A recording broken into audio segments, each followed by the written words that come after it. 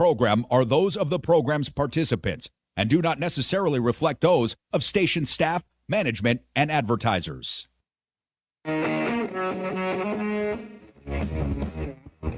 All right, what's going on, everybody?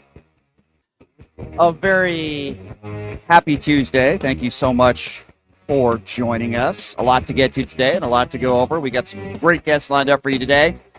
And we appreciate you being a part of the show, pushing the limits on a Tuesday. The Occupy Democrats Network, the Washington Press Network, the FMAM dial right here locally in Las Vegas. Of course, my personal YouTube page at PTL Radio Show, and check out the website, pushingthelimits.live. What a crap show. What a crap show that has transpired at Mar-a-Lago in regards to a press conference today. We'll get to that. Aaron Rupar is going to be joining us here in just a few minutes, and he's going to be talking to us a little bit about that coming up here in just a few.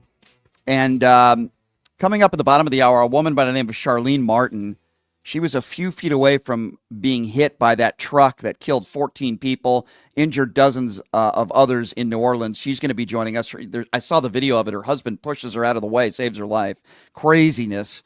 She's going to be joining us at the bottom of the hour to talk about that situation as well. I do want to start the show with some positive news. If you're a Trump supporter, you know, we don't do enough positive stuff about Donald Trump. Now, allegedly, since we are the media, according to Elon Musk, I heard a rumor that for the first time in 20 years, that Donald Trump and Melania Trump spent the night together in the same bed. And I don't know how we got this audio, but apparently this is some audio of how that all went down. Have a listen to this.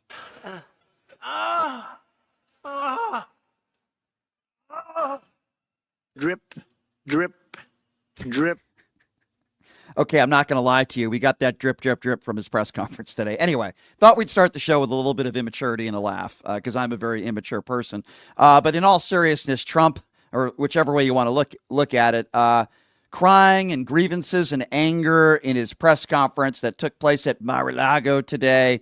And this is the point where a reporter asked him about Greenland, and I'm not making this up. He cannot assure the American people in the world that he might not use troops on the ground in Greenland and take it over. Have a listen to this. Please.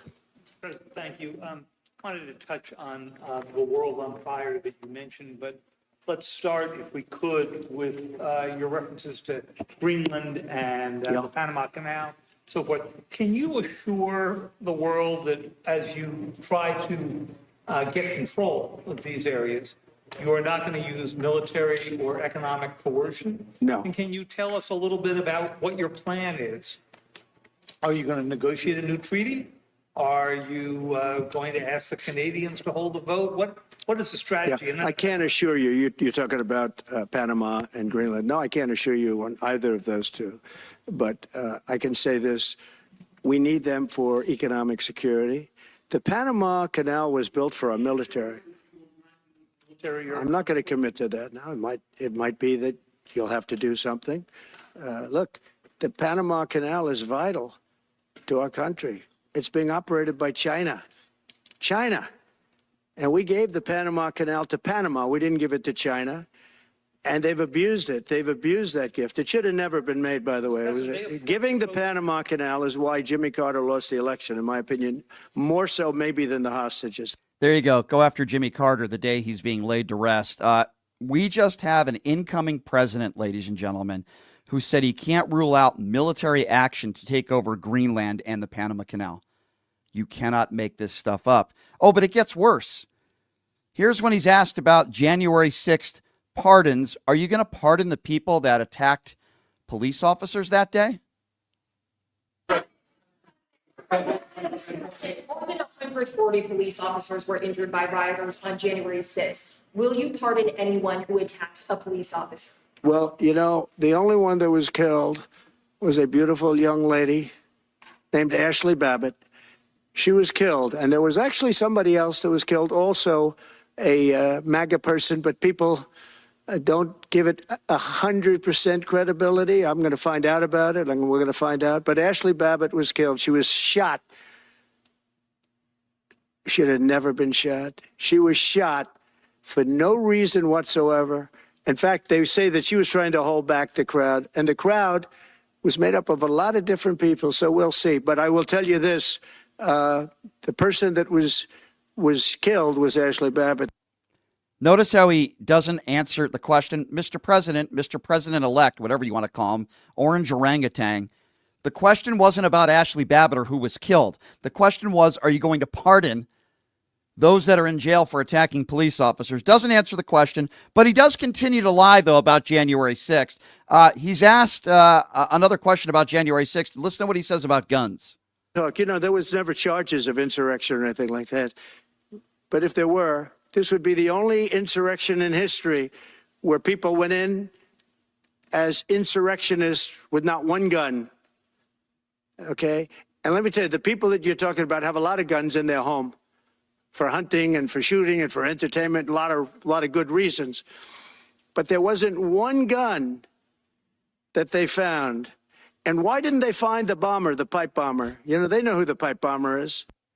No, they don't. There's no evidence they do. And you're lying about guns, and this is a lie being put forth by the far right. Henry Tarrio was found with an AR-15. Harlan Bowen, of 48 years old of Colorado, was arrested. He had a Glock 23 handgun and a large capacity magazine. Thomas Gronick of North Carolina had a 9mm handgun as well. Leslie Grimes of Michigan was possession of a large capacity magazine.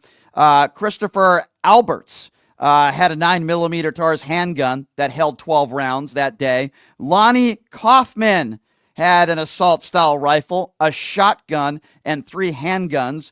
Grant Moore had a .380, 3-loaded 6-round magazines. Julian Snell, a 40-year-old, was in possession of a large-capacity magazine. All these people were arrested and charged, by the way. Timothy Wolf had a large-capacity magazine. A guy by the name of Cleveland Meredith Jr. had an assault rifle. Sam Fisher of New York was in possession of multiple firearms and was charged. Mark Abraham also was in possession of a deadly and dangerous weapon. Mark Mazza was arrested and charged with carrying a firearm on Capitol grounds as well that day. So I could actually name you even more people. That is a blatant lie that there were no guns. You hear that from the far right all the time. Nobody had a gun. It was an insurrection. And here's Donald Trump now going after Jack Smith, somehow saying that this morning at Mar-a-Lago that Jack Smith is executing people. I'm not making this up. Have a listen. They brought this moron out of The Hague. He's a mean guy. He's a mean, nasty guy. His picture was perfect because you look at his picture, you say, that's a bad guy with his robe, his purple robe. And he executes people. He shouldn't be allowed to execute people because he'll execute everybody. He's a nut job. But we want all of those cases with him. Wait, what? Jack Smith is executing people? What the hell is this orange orangutan talking about? And here's the part where he says he wants to change the name of the Gulf of Mexico. Have a listen to this. $50 to $60 trillion worth of assets. We're going to be changing the name of the Gulf of Mexico to the Gulf of America, which has a beautiful ring that covers a lot of territory. The Gulf of America, what a beautiful name. And it's appropriate. It's appropriate. And Mexico has to stop allowing millions of people to pour into our country. They can stop them. Yeah, there you go. That's very intelligent. Let's change the Gulf of Mexico to the Gulf of America. Yeah, I'm sure that's going to happen. Very logical. And then finally, I mean, I can play, the hour-long press conference if I wanted to. It's so nuts. Here he is once again calling the judge presiding in the liable sexual abuse case crooked. Have a listen to this. And it took work, but it got me a lot of votes because when explained, I mean, we have a judge in New York who's a very crooked judge. I'm under a gag order. I can't even talk about aspects of the case that are the most vital aspects. I'm under a gag. Do you know that I'm the president-elect of the United States of America? I'm a former very successful president. We had the greatest economy in the history of our country. We had borders that were sealed and beautiful. Everything was good. We had no wars. We defeated ISIS. We had no wars. Now I'm going into a world that's burning with Russia and Ukraine. Yeah, by the way, he said he was going to end the war within 24 hours. Now he says hopefully within 6 months. It's funny how he campaigns on certain things and then all of a sudden changes them. Anyway, to talk to us about this and many other topics, he's a great journalist. His newsletter, Public Notice, is fantastic. He's a great follow on social media, and it's why he's got such a huge following. It's a pleasure to have Aaron Rupar joining us right now on the show. Aaron, thank you so much for joining us. How are you, sir? I'm good. Thanks for having me. It's really nice to talk to you. Yeah, I really appreciate you coming on. I've been following you on social media for a long time, and I love your work. When you hear some of those audio cuts, as you've been posting them as well, at the Mar-a-Lago press conference today, Gulf of Mexico to the Gulf of America, the lies about January 6th, I'm just curious, like, what goes through your mind? Yeah, it was kind of jarring today. I've obviously been watching Trump full time for 9 years now, and I've watched pretty much all of the public statements that he's given, the press conferences, the rallies, the speeches, all of those things. And that was right up there today with like the COVID press conferences that he did. If people thought he was going to get any less crazy with age or kind of mellow out, I think that was pretty good evidence that that isn't happening. And I think a pretty good rule of thumb with Trump, especially me as someone who covers him, is that I try to pay more attention to what he does rather than what he says, because he says all sorts of crazy stuff all the time, and you can get kind of overwhelmed and demoralized by it. That's kind of hard right now when he's not in office yet. What he's done, obviously, is nominate a lot of unfit people to be in his cabinet, and those fights are on the horizon as well. But when you see him kind of go out of his way to leave the door open to some sort of armed conflict with Denmark over Greenland or with Panama over the Panama Canal, I mean, it's hard not to be kind of concerned by that and just sort of worried about what the next 4 years at least have in store for us. So, Aaron, I agree with you as a whole of what you said. Like, what he says is usually what he certainly doesn't do. But I think, tell me your thoughts on this. I think what's different about this incoming administration compared to the last one is he had some pushback in his last administration. He had advisors around him saying, no, Mr. President, don't do that. That's a bad idea. I feel like this time around, he really doesn't have any of those people around him, or if he does, they're very few. And I feel like there are all these yes people around him and loyalists around him. And if he actually makes the decision to use our military to take over Greenland, I don't think there's going to be anybody in his administration that's going to tell him not to do that. And that's why some of the things that he says, I think could come to fruition. What are your thoughts on that? Yeah, I think that's a really good point. We don't have people like John Kelly around him this time around, or even like a Rex Tillerson, who at least had reputation as a credible business person going in.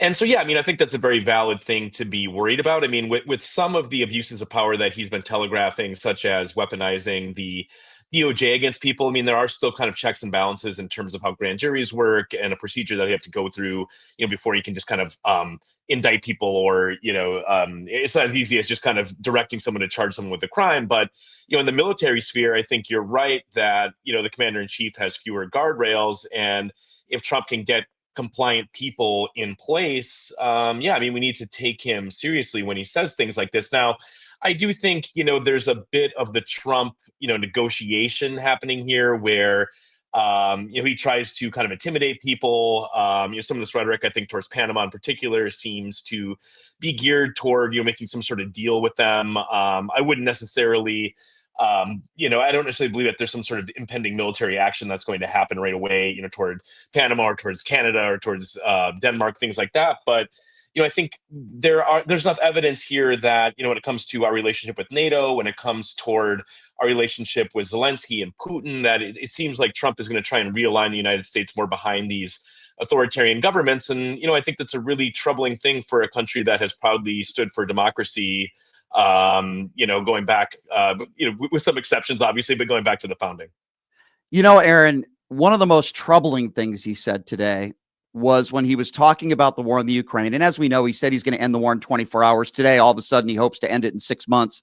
But regardless of that, he said that he understood why Vladimir Putin invaded Ukraine. He used the term, I understand. And he didn't say it, I understand, in a bad way. It was more of a positive light, sympathetic to Vladimir Putin. Did you hear that? And what do you make of that? Because I find that to be so dangerous when he talks like that.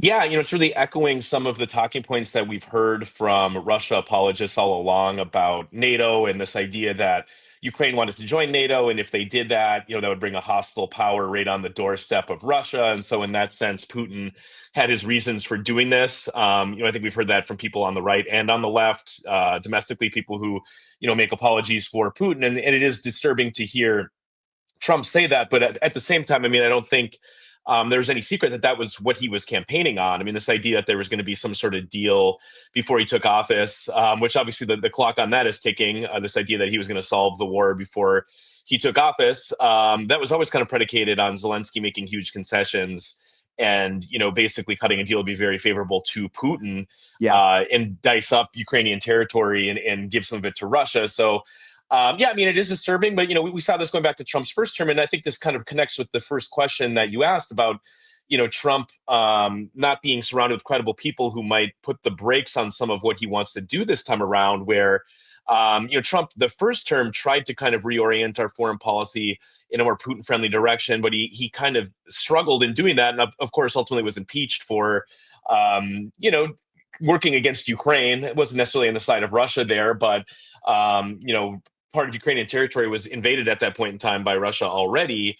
And I am concerned that we're going to see him go even further down that path. Of course, in the same breath that he was talking about why Putin had his reasons for invading Ukraine, he was talking about NATO and how the NATO countries don't pay enough, and kind of making ultimatums like he did the first time around as well. And if you remember, there was reporting a couple of years ago that John Bolton, I think he said this actually on some of the TV hits that he was doing, was talking about how if Trump won, he would try to remove the United States from NATO in a second term. And it seems to me like that sort of thing is still very much on the table. Yeah, I certainly tend to agree with you there. If you're just joining us, by the way, Aaron Rupar, he's a great journalist. His newsletter, Public Notice, great follow on social media, talking about the Mar-a-Lago press conference. What's interesting, Aaron, to me, is that you would think that he would be a very happy guy. He was just reelected. You would think that this would be a press conference where he wouldn't be talking about his grievances, which he did the entire hour, complaining, crying, bitching, whatever word you want to use. And then some political commentators said, well, he's upset because of this Jack Smith report, which may or may not become public. We know Judge Cannon is trying to block it from becoming public. And also the sentencing, which I believe, correct me if I'm wrong, is January 10th. And a lot of people are saying that's why he's salty. But this entire hour was anger, was Donald Trump anger, grievances. And you would think if there would be a time where he'd be happy, it'd be now. But some people are talking about those things that are happening that are maybe getting him a little bit disgruntled. But this was typical angry Donald Trump talking about his grievances. Yeah, you're right. And, obviously he ran a very ugly and kind of angry campaign, but I think there was kind of a thought after he won, at least among some people, that, okay, he won, like he's inheriting a pretty good economy. He's as popular as he ever has been. Maybe there's this kind of new attitude that we might see where he takes a little bit easier, cuts some taxes, does some border security, and he kind of rides off in the sunset being a relatively popular president who had this, unique story of losing and then winning again sort of thing. But, we saw right away with the nominations that he made that were kind of going down the darker timeline here with, people like Kash Patel, even Pete Hegseth, of course, before that, Matt Gaetz, who flamed out. But, these are not the types of nominations that you make if you're trying to have kind of a chill administration. And then, as you mentioned today, it seemed like the sentencing thing, almost just because he's embarrassed by it, he seems to be quite angry about. And then, of course, he ranted at length about Biden, making executive actions here to ban offshore drilling in certain parts of the ocean. He seems very kind of embittered about that for some reason. It was angry Trump. And you're right that, his popularity is kind of at a high ebb right now. There was news just this morning of, Mark Zuckerberg kind of bending the knee, getting rid of fact checking on the platform, which is obviously something that works in Trump's favor. And, you have all these, rich business executives subsidizing his inauguration. So there are a lot of reasons for him to be in kind of better spirits than he seemed to be today. I'm concerned overall that it's going to get weirder a lot quicker and a lot more dramatically shortly after January 20th. And I think people are really pricing in at this point. Agree. So, Aaron, switching topics, I wanted to ask you about yesterday. And I thought Kamala Harris, she did her job. She did it well. She showed class and dignity in what had to be a very difficult day for her. But I thought she did a really good job. And even people like Kevin McCarthy were praising her, which surprised me a little bit. But I wanted to ask you what you make of the moment where she's swearing in the senator from Nebraska. and her husband refuses to shake Kamala Harris's hand. And the excuses I hear from the right is, oh, well, he was holding his cane. And then you see a video of the same thing happening years ago when Mike Pence is swearing in his wife, and he has no problem shaking Mike Pence's hand, and he was very giddy. What do you make of this moment? Because to me, it was symbolic of where the MAGA Republican Party is at. Just no class, no dignity at all. It doesn't matter whether you agree or disagree with that person, whether it's Trump or Kamala Harris. You shake their hand and you don't make it about you. What did you make of that moment? Yeah, I think you're exactly right. I had to kind of do a double take when I saw it, because at first you're right. You kind of want to give the guy the benefit of the doubt that, oh, maybe his hands were full or something. But, he kind of looks at her, and she certainly took it as being slighted. And that's kind of how I read it as well. And then, I went to the trouble of at least kind of Googling the guy to see what I could learn about him. And there really wasn't much on the internet beside him being the spouse of Deb Fischer. So I don't really know his personal backstory. But I mean, you're right that, for anybody who's kind of looking at this, with the sane mindset, you can have your policy differences with Kamala Harris. You can critique her campaign and, maybe think she, in 2019, 2020 took some positions that were too far left. But the notion that she's beneath, shaking the vice president, you can't shake hands with her. It's so disrespectful. And there's just such no good reason for it, that to me, it does kind of illustrate sort of the meanness and sort of just the lack of respect that is, very common and kind of permeates the whole Trump movement. And so, yeah, I mean, it's a really ugly clip and it's all right. But I think that you're right to kind of connect it with sort of the broader mindset that you see from Trumpers these days. So obviously, Aaron, it's impossible to know what is in this guy's heart. But do you feel like it is a stretch to say there is a possibility that it's not just because she's a Democrat or a woman, but it could be because of the color of her skin? Do you think that's a stretch for people to go on social media and make that claim? Yeah, I mean, it's just hard to know without hearing him kind of explain it. So I wouldn't want to go right there with that. Although, I mean, I think that it's certainly a hypothesis that makes some sense. I'm actually kind of surprised. And today I was a little bit preoccupied with the Trump press conference, but I haven't seen if people have done some reporting on this, if anybody's talked to him.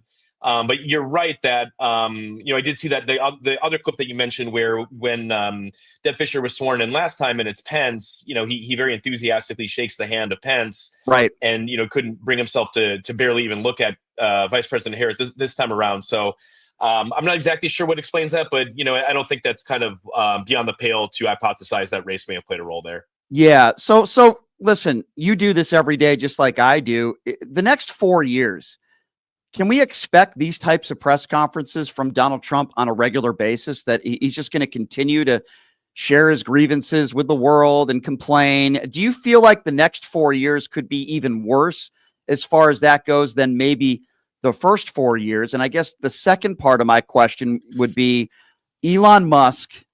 How long do you give him before that relationship is completely tarnished? Because I've already heard rumblings that Trump thinks he's hanging around way too long from people that are close around him. So I guess that's a two-part question. Yeah. Well, starting with the Musk one, I've been kind of skeptical of the idea that there's going to be some imminent falling out between these two, because I think they kind of need each other.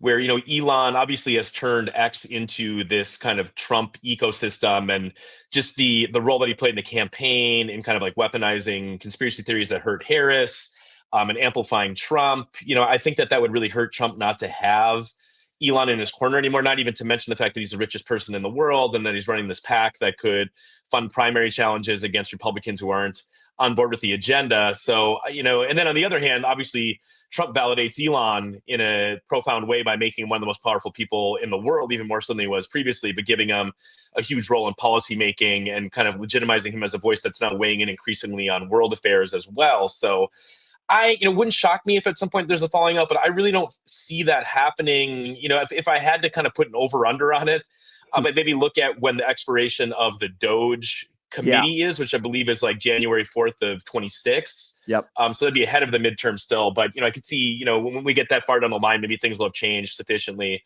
But then on your first question about whether we should expect kind of a more unhinged Trump doing these press conferences, I mean, I think the answer is probably yes on that, where, if we know anything about Trump, it's that he absolutely loves being the main character and getting all of this attention and having all the networks tune in and kind of hang on his every word. And so We can go back to 2020, and obviously, like the COVID pressers, for instance, did a lot of political damage to him ultimately.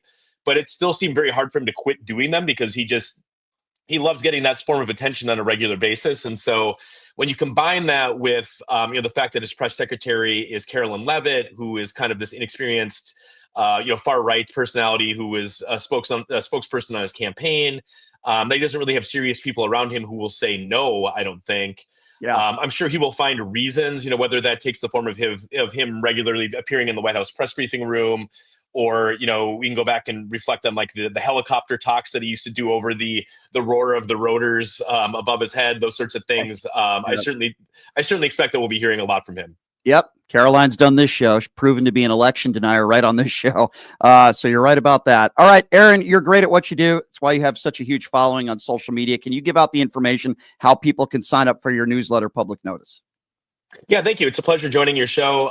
You can find me at @Rupar on X. I'm atrupar.com on Blue Sky. Aaron.Rupar on Threads. Then my newsletter is Public Notice, which you can find at publicnotice.co. And paid subscribers make my work possible. So if you like what you read there, please sign up. Awesome. Aaron, I appreciate your time, my friend. Love what you do and love following you. And I appreciate you coming on. Thank you so much. Anytime. Thanks, Aaron. There you go. That's Aaron Rupar, everybody. Great follow on social media. Luckily, some of my favorite social media followers, or I should say some of my favorite people that I follow, also follow me, which is pretty darn cool. So I appreciate what Aaron does, and I really do. He's a great journalist, and really do appreciate him coming on. And what he doesn't even know is he actually helps me with my show prep because he does such a great job on social media, editing audio and all that stuff. That's one way that X really helps people is edited clips and video and stuff like that, which I play on this show. And we appreciate Aaron joining us. All right, so here's what we're going to do. Obviously, we're going to be taking calls in hour number 2, so take it easy. We'll take some phone calls. But joining us next on the show, it's amazing how it's been, less than a week since this horrible tragedy took place in New Orleans. And we're learning more about the terrorist who committed these horrible acts. But I want to, I've mentioned the names of the victims and the dozens of people that are in the hospital and some who are still fighting for their lives, but their stories are heroic and sad at the same time. So we're going to take a break, and when we come back, the lady that's going to be joining us, her name is Charlene Martin, and she was literally a few feet away from death. Her husband pushed her out of the way. There's video of this on social media, literally a half a second before that truck whizzed by her. She was celebrating the holidays with her 2 sons and grandson. It's unbelievable video. I can't even imagine what that must be like.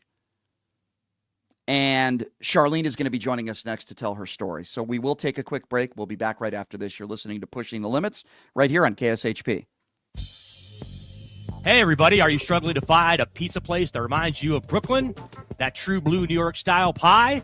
Well, worry no more. Stallone's Italian Eatery Pizza is a knockout. We're located at 467 East Silverado Ranch Boulevard, just off of Premium Road, half a mile east of South Point Casino, just minutes from the Las Vegas Strip. Come by and grab a slice of pie. Plus, check out our Brooklyn-inspired Italian cuisine. Our sandwiches are super. Hero, that is. Because why be a sub when you can be a hero? Stallone's Italian Eatery is here to serve you phenomenal food, Vegas. Forget about it. Have you ever dreamed of having your own radio show or a podcast, but just didn't think it was possible? Well, dreams can come true. Radio U. Radio U is a 5-day course that'll teach you how to acquire your dream show. We'll teach you how to host, how to write commercial, how to interview, how to market, how to write a contract, and most importantly, how to monetize your dream radio show. You'll learn from some of the best in the business with over 75 years in broadcast experience. You'll learn from people like me. And the best part? Every single student will be live on the radio as part of the class. Plus, one student from each class will get their very own radio show. You'll be live on the air right here in Las Vegas. Radio U. The 5-day course is being offered at $699. For more information, give Radio U a call. 702-763-5024. That's 702-763-5024. Or check them out at radioyou101.com. All right, welcome back. It is Pushing the Limits. on a Tuesday. Thank you so much for joining us. Programming note for you. We are going to be having JoJo from Jers joining us on the show tomorrow, Joanna Carducci. On Thursday, we are going to have the press secretary in the state of North Carolina, a huge MAGA supporter and a Republican. We got into it on social media, and she's willing to have an all-out, duke-it-out debate with me Thursday, so that's going to be interesting. It is also interesting how, how the news cycle works, right? We have this horrible terrorist attack in New Orleans where sadly 14 people lose their lives. And so many of these people are so young, in their 20s, 18, 20s, 30s, dozens of people injured. We are learning more about the terrorist who committed this horrible crimes, I should say. But we're also learning and hearing stories of heroic gestures and citizens who literally were just a few feet away from this car whizzing by them. And we have one of those people on with us right now. So her name is Charlene Martin.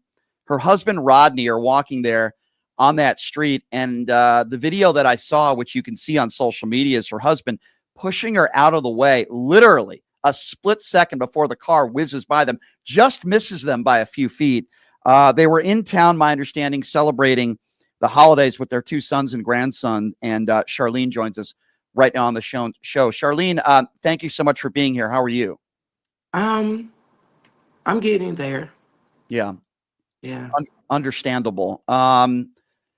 So just take me to step one. What you, my understanding is you were there celebrating the holiday with your family. Just a normal day for you and your family. Take me through that. I'm actually from Harvey. We left during like Opal, and I was a little kid. So our first time back was actually last year, and we decided to make this our Christmas vacation every year from now on. So either Christmas or New Year's, we decided we're coming to New Orleans. So that day, we went to the Audubon. We experienced all of that. Went to the mall.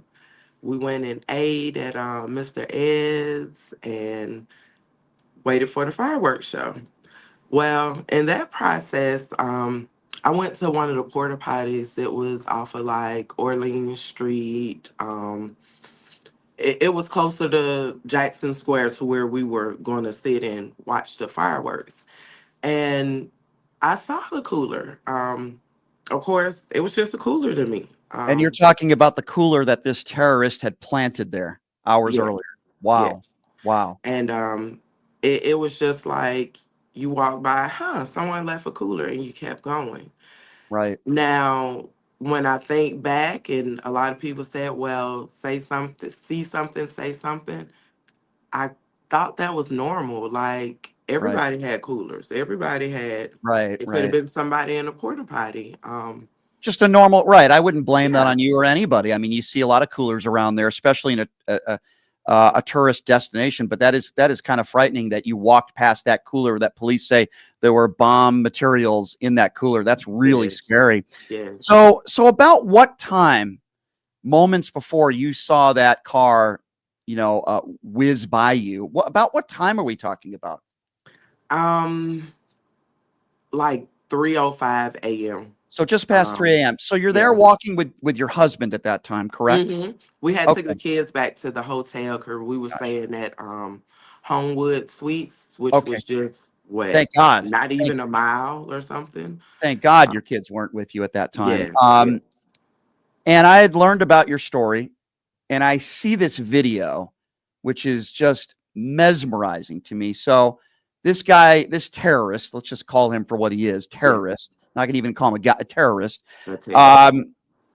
Did you hear the vehicle? Because it looks like in the video your husband pushes you off to the side because he saw it or heard it maybe a split second earlier than you did. So can you please, I know it's difficult, but can you just take me through those seconds, those moments? So we was actually on the other side of the street, and we were walking. We had just left Big Easy Daiquiris. As you can see, I don't know why I didn't drop the daiquiri, but I still have the cup in my hand. And you just heard screaming. Like, I can't say that I even heard the truck, but I heard the screams. And as I'm looking, It may sound weird, but I literally don't see the truck. I see lights and I see this lady, and it still really bothers me every day because I literally see her every time I close my eyes. She had a sparkly dress on, like a silver sequin dress on.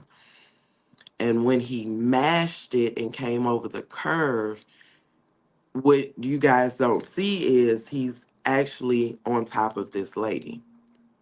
So as he's spinning, trying to get off the curve, he's literally spinning the dress off this lady. And I I don't hear anything. I see her, and it's like for some reason I dial in on her. I hear her scream, and I hear her scream stop.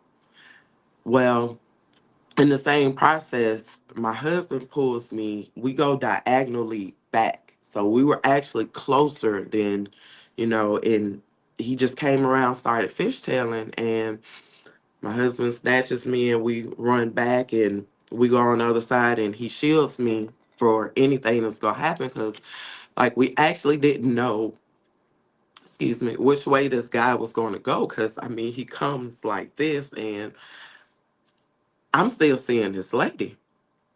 So as he goes by, you feel the air, you hear the tires, and literally I see people going up in the air like this.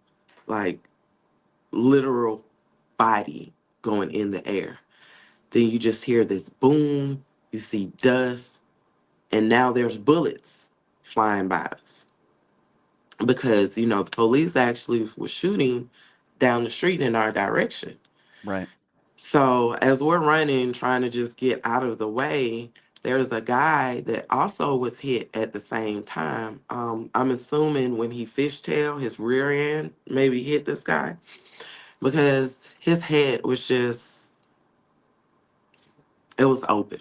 It was something I have never ever seen in life before. It just really seemed like a video game, a movie or something. It did not seem like real life. Mm.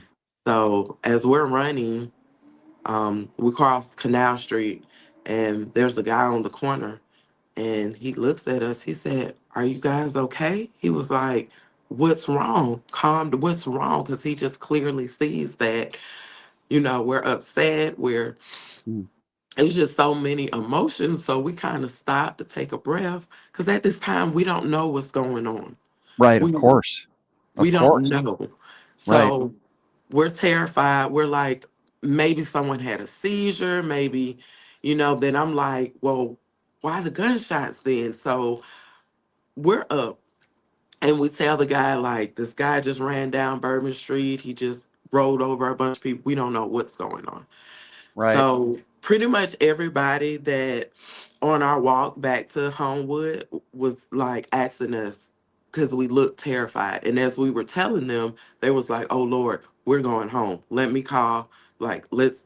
Can, Everybody just start motioning towards getting can I from down there. can I ask you, Charlene? Do you know that woman that was in the dress that you saw that was struck, and the gentleman that you said had horrible head injuries? Do you know if they survived, or were those some of the victims that Those were some lost of the victims. their life? That's horrible. I'm so Yeah, sorry to hear that. I unfortunately I saw. I'm sorry.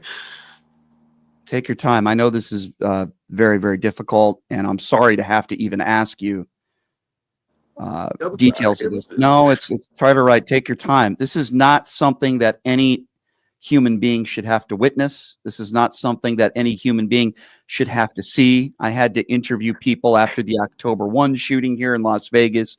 This is never easy to do. At the same time, I want people to understand that it's not just people that lost their life. It's not just people that were injured. It's also people like you that will never forget this day for the rest of their lives as well. And that's why I think it's really important for people like you to tell your stories. And I know it's not easy for you to do. So please take your time and go right ahead. Take your time. So as we're leaving, we have to step over these people. Mm. And I knew she was dead because she was staring straight up like I could see her face. I could see her blue eyes. I could see her white bra and panties that had tire marks on them. Her stomach had tire marks on them. And as we're running across canal, we hear them scream out, "They're dead, they're dead, they're dead." Mm. And we just kept going. We just kept going until we got to the hotel room. And even the young lady in the lobby, she, could tell that something was wrong. And she consoled us and, sat us down, hugged us. I don't know this lady from nobody, but she just, I needed that hug. Right, of course. And it sounds to me that in a way, your husband saved your life. Yes. You know, in that moment, he pushed, and I saw the video. He literally pushes you off to the side and saves your life. Certainly, your husband is a hero. Obviously, there's nothing you can do when you know someone is gone. They're gone, and there's nothing you can do. And I'm so sorry for everybody that had to witness that, and of course for those that lost their life. Did the authorities ever speak to you? Were you ever interviewed by, say, the FBI or law enforcement? No, I have recently, someone passed the 1-800 number to me, Yeah, to call them and talk to them. So that is on my list of things to do. It's just, honestly, it's so much. And sure. I had to call my doctor yesterday, and, Yeah, he gave me some anxiety medicine because sure. it's a lot. I literally just went back to work last night. Mm. It's not something you And ever get over, but I'm no, glad that you're getting professional help, as I would recommend anybody. What you saw is not normal, and what you saw is not something that any human being should ever have to see. And I can understand why anyone would have issues, problems with having to see that stuff. Obviously, I'm very grateful that you and your husband and your kids are okay. But as you know, there are so many. How many? Without having to go into detail, but in the moments you were there, how many people do you think you saw get hit by the vehicle, whether they made it or not? How many people do you think you saw? we saw everybody he hit until he hit the cherry picker. So is it fair to say dozens? Yes. You Yes. saw dozens of people flying in the air getting hit. Wow. Hmm. Wow. That's just, it's heartbreaking. Do you put any, obviously we put all the brunt for the most part, right, of the responsibility on the person who committed these horrible crimes, of course, right? Do you put Hmm. any responsibility on barricades not being up, maybe, not being prepared for Yes. something like this? I want to give you Yes. an opportunity to talk about that if you can. Most definitely I do, because number one, the police officer that was there was in his car. He was not out ready for anything. He was chilling. Like, he really was. So are you talking about, sorry to interrupt you, Charlene, are you talking about Mhm. the police officer at the end of Canal where the terrorist had to drive around him? Is that the police vehicle? Mhm. Okay. Yes, that one. Okay. Um, Had he been out of his car, he probably would have been able to respond a little faster. Mhm. After finding out that they had sidewalk barricades and didn't use them or didn't know they were in storage, I put a huge brunt of it on the city of New Orleans, because you could have prevented it, or you could have had more preventative actions. Was he still going to try? Most likely. He's a terrorist. He that was what he was there for. Yeah. But if he couldn't have hopped that curb, how Maybe was he lives going could to have been. get in? Yeah. I think Like, that's a very fair question to ask, and I think it's fair criticism to have. There's always going to be people, right, Charlene, in society that want to do damage and kill a bunch of innocent people. But that doesn't mean, certainly barricades should have been up, especially on a night like New Year's Eve going into New Year's Day. yeah. So I'm with you on that. And I thought the press conference and everything, the way they handled it was not very professional. I'll leave it at that. What do you No. make of I don't want to make this political because it shouldn't be political, but the only reason why I'm asking you this question is because there is a certain side of the aisle that was making it political, meaning the day after we heard that this was a migrant, that this was somebody that might have crossed the border illegally. And then when the facts came out, that was not true. This was a guy who was born in Texas, who was, born here in America, went to school here, served here. I'm wondering for what you're having to go through now, what do you make of those kinds of people that put out that kind of misinformation and want to blame this on Joe Biden? I've had so many thoughts behind that very question, and I've still yet to actually really formulate how I actually feel about it. I just think we're in a time and place now in society where it's easier to do this, point the finger, than to get down to what actually happened and just start treating people like people. Like, honestly, I'm sick of the Democratic, Republican, whatever. Why can't we just be Americans? Why can't we just be one party for the good of our country? Like, Yeah. I'm just sick of it. I'm over all of it, and it's also not fair to the good people that are foreigners here, the people that help, the people that would not dream of doing anything like that. Like, I don't Mm. think this is a foreigner versus, us type situation at all. Yeah, I agree 150%. This shouldn't be about politics, right? People shouldn't be jumping the gun and making assumptions until more facts come out. But sadly, the world that we live in on social media, some people care more about clicks and making money than getting the information correct. Because if you wait a couple hours and you actually get the information correct, you're not going to get the same amount of clicks. And it's sad that, this is the society that we live in. How is your husband doing, by the way? Because he had to witness and all the stuff that you witnessed. How is he holding up? He's a man. I try to talk to him because he is one of those type of people that is quiet and reserved. So I try to make it a point to speak to him and ask him. He says he's doing okay. I don't think he is so much. Yeah. I think it's really hard on him because he still hasn't processed, because he's trying to make sure that I'm okay and the kids are okay with everything. Right. Because we did not tell our children what happened until we got home. Yeah. I'm glad your kids Um, didn't have to see any of that. I'm And totally against kids on Bourbon Street. There were some kids on there. There were some mm, kids in strollers. That walked past us before everything happened, but me myself, no, I wouldn't have my children on Bourbon Street. Not that well, time of night. yeah, that sounds like responsible parenting. I tend to agree with you. And there's a lot of places here in Las Vegas where I don't think kids should be at either. So I certainly agree with you. I don't think people truly understand what somebody like you is going through because a lot of people haven't been through it. Some Yeah. have been through a lot of traumatic experiences in their life. I've spoken to a lot of victims and their families with the October 1 shooting, and sadly, they had to see death right in front of them. And that's not something, of course, you ever get over.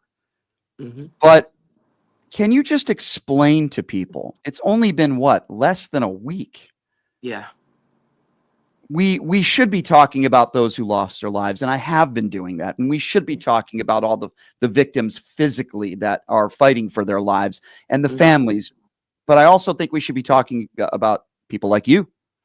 You just said you just went back to work, which I do think is a good thing because maybe that'll help you not necessarily get your mind off things, but maybe keep your mind busy. Maybe that's a better way. But can you just describe to the listeners what you've been going through? I would imagine you probably haven't been able to sleep very well. I would assume that.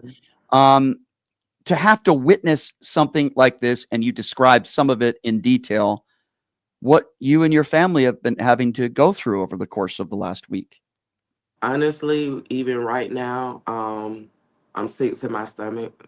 I like every time I think about it, I literally either have to go to the bathroom or like it's it's sickening to me to know that American did this. Just the whole aspects. I can't really eat. I still haven't eaten really, like little portions of things because I still Right. literally get sick to my stomach. Hmm. I've only been able to sleep this morning because I went back to work on nights and my doctor prescribed me some sleeping medication to help me sleep. But it's it's like even throughout the day, if there's a quiet moment and I'm not doing anything, I literally hear the screams. I see flashes. Um, I part of me really wants to give my condolences to this young lady's and this man's family. Um, I don't know. I don't know if it'll give me closure. I don't know, but I just feel like I just feel the need to hug their family members because I was the person that was there during their loved ones' last moments, and Yeah. it's just not fair to anybody. It's just Yeah. not fair to anybody at all. Yeah. So I honestly really can't put it in like words. It's literally a bunch of words. Yeah. Well, I It's would be willing. heartbreaking. Of course it is. I'd be willing to believe that the gentleman you were talking about with the head injury and the woman you were talking about with the dress, that their families would certainly want to talk to you. I would be more than willing to believe that, and I think that would help you and them. And I don't know if there's anything I can do to help you with that. We would be more than glad to do so. But I would say maybe another few weeks, after the Mhm. funerals, that would probably be a good idea for you and them. And I'm not a doctor, but I think I'm Yeah. not a doctor. I'm not a therapist, but it sounds to me like you're doing everything you're supposed to be doing. And it also sounds to me, while you were a part of something that no human being should ever have to witness, you should never have to see. What you're going through now sounds pretty normal to me of what somebody would go through after having to witness and go through a traumatic experience like that. This is normal what you're going through. It's not normal what you saw. It's not Yeah. normal what you went through. It's normal the way you're reacting to it. Any normal human being would react the way you're reacting to it. And I'm very sorry that your family had to go through that, but I'm also very grateful that your husband is a hero and saved your life. And you guys were able to make it. I'm not one of those people that's going to say, well, time's the healer. This is not something that ever goes away. But at the same time, I think you can learn to maybe live with it by getting, the help and speaking to people about it. At least I'm hopeful for that for you and your family. Well, Charlene, thank you so much for at least talking about this. I know it's very difficult for you, but I wish you and your family the best. If there's anything we can do for you, please let me know. And I appreciate you coming on and sharing your story, and hang in there, because we're not only praying and our thoughts are not only with those that were physically injured, but also people like you as well that are mentally struggling with this, understandably, Charlene. And I really do appreciate you coming on and sharing your story, because I think it's important to tell. And I wish you and your family the best. And if there's anything else we can do for you, please let us know. Okay. Thank you so much. I appreciate it. Thank you, Charlene. You hang in there. That's Charlene Martin, everybody, sharing her story, which is very difficult to hear. I'll be honest with you. I've heard a few witness stories that were somewhat graphic, but maybe not as graphic as that. And my heart breaks for her. My heart breaks for the young lady that she was talking about that lost her life. And the gentleman that she was talking about that died instantly with a head injury. And then she heard the screaming, and then all of a sudden the screaming stopped. I'm just going it over in my head graphically what she saw. And that's nothing that anybody should have to see. And like I said, my heart goes out to all the victims, all their families, everybody that's been involved in this horrible act of terrorism. And that's what we should be thinking about now. And that's why I wanted to allow Charlene to come on the show and talk about this. It's not only the people that lost their lives. It's not only all that were affected physically, but it's also mentally. And we need to remember that and support all of these people and stop blaming it on migrant. Stop blaming it on Joe Biden. Stop blaming it on open border policies. Stop blaming it on everything that you shouldn't be blaming it. And what you should be doing is focusing on the person who did this, how we could prevent something like this from happening again. That's what we as a country should be focused on. Let's focus on the victims. Let's focus on their families. Let's focus on people like Charlene. Let's focus on how this guy was radicalized. Who else could have radicalized him? Let's hold them accountable as well. And how could we prevent something like this from happening again? That's what Americans should be focused on. Unfortunately, some people like to score political points, and it's sad and it's disgusting. My thanks to Charlene from taking the time to join us. All right, so here's what we are going to do. We are going to take a breather here after that interview, which was a very difficult one. And when we come back, we are going to be taking some phone calls. Your thoughts on anything that Charlene said. Certainly, we're taking some phone calls as that as well. And yes, we are talking about the Donald Trump Mar-a-Lago press conference that took place this morning that was off the rails, crazy. And just to refresh some of your memory of what we were talking about his legal cases, remarks about the Gulf of Mexico, wants it to be the Gulf of America, attacking Jack Smith, lying about what took place on January 6th. It just on and on rambling. So we're certainly taking your phone calls there as well. And of course, that very emotional interview that I just did with Charlene, sounds like a wonderful lady, sounds like a wonderful wife and mother. And I'm really sorry for what everybody's going through, and particularly, of course, Charlene, and mentally what she is going through. It's nothing that anybody should ever have to go through. So here's what we're going to do. We're going to open up the phone lines now. 702-221-7283. And again, if you want to hear, we want to hear from you. So the number to call, 702-221-7283. We'll take a quick break. We'll be back in 90 seconds with your phone calls with the most interactive show anywhere you'll find. It's this one, Pushing the Limits. We'll take a quick break. We'll be back. You're listening to Pushing the Limits right here on KSHP. Hey, everybody, are you struggling to find a pizza place that reminds you of Brooklyn? That true blue New York style pie? Well, worry no more. Stallone's Italian Eatery Pizza is a knockout. We're located at 467 East Silverado Ranch Boulevard, just off of Greenview Road, half a mile east of South Point Casino, just minutes from the Las Vegas Strip. Come by and grab a slice of pie. Plus, check out our Brooklyn-inspired Italian cuisine. Our sandwiches are super. Hero, that is. Because why be a sub when you can be a hero? Stallone's Italian Eatery is here to serve you phenomenal food, Vegas. Forget about it.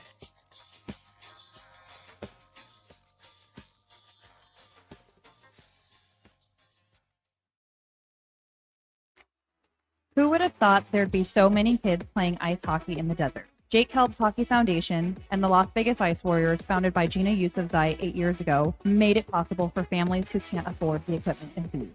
Donate today at www.hockeyforkids.org and help us continue making a difference. Join us in supporting Jake Helb's Hockey Foundation and the Las Vegas Ice Warriors, where every kid gets a shot at the starting line. Just a reminder, our website is www.hockeyforkids.org.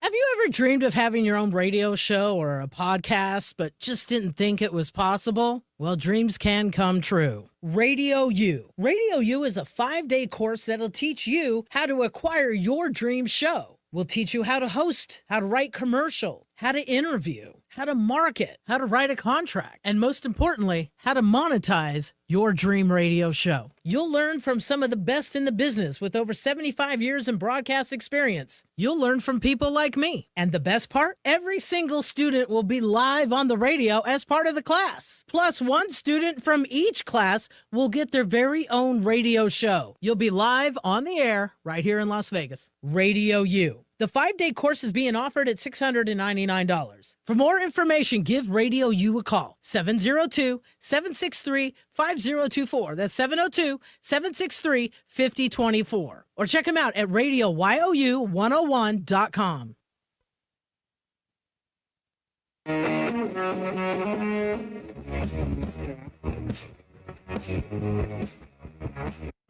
All right, welcome back. It is Pushing the Limits on a Tuesday. Thank you so much for joining us. I was just kind of thinking in my mind, there's a lot of tough interviews that I've done in my life. That was certainly up there. I remember after the October 1 shooting, I was speaking to a woman who had lost her husband, and he literally died in her arms. And I was interviewing her, and that was a very emotional interview. After October 1, it was a very emotional time for all of us here in Las Vegas.